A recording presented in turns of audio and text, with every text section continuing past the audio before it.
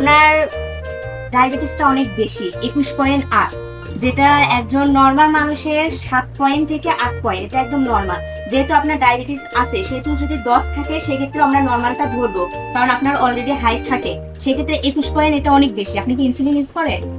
Insulin যদি use করেন তাহলে এটা যেভাবে ডক্টর বলছে, অবশ্যই সকাল দুপুর রাত 3 বিষয়ে দিয়েছে না 2টা দিয়েছে।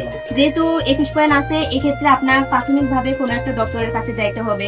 অবশ্যই ইনসুলিন পরিমাণ কত সেটা অনেক সময় দেখা যায় 8 পয়েন্ট দেয়, কখনো 10 পয়েন্ট দেয়, কখনো 12 পয়েন্ট। সেই হিসেবে আমার যেহেতু ইনসুলিন মানে ডায়াবেটিসটা বেশি আছে, এক্ষেত্রে ইনসুলিন পরিমাণটা একটু হলেও বাড়াতে হবে। এই জন্য আমার সাজেস্ট হবে যে আপনি কোনো একটা ডক্টরের কাছে যান, গিয়ে ডায়াবেটিস মানে যিনি ইয়ে করেন, তার যে ডক্টরকে আপনি আগে দেখাচ্ছেন ওনার কাছে গিয়ে এটা আরেকবার চেকটা করেন, করে প্রাথমিকভাবে যে চিকিৎসাটা আছে সেটা আপনাকে দেবে। আর এতে টেনশন হওয়ার কিছু না, এটা হয়ে গেছে। কিন্তু আপনি এখন খাওয়া দাওয়াটা কন্ট্রোল করেন, যে মিষ্টি খাবার একদমই খাওয়া যাবে না। আর হাঁটা চলা, যেটা সকাল এবং সকালে উঠে যেটা হাঁটতে হবে, নামাজ পড়ে আপনি একটু হাঁটা চলা করেন, একটু নিয়ম মাফিক চলেন, তাহলে ইনশাআল্লাহ ভালো হয়ে যাবে।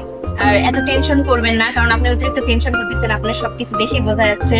তো দেখা যাক নেক্সট টাইম ভালো কিছু হবে।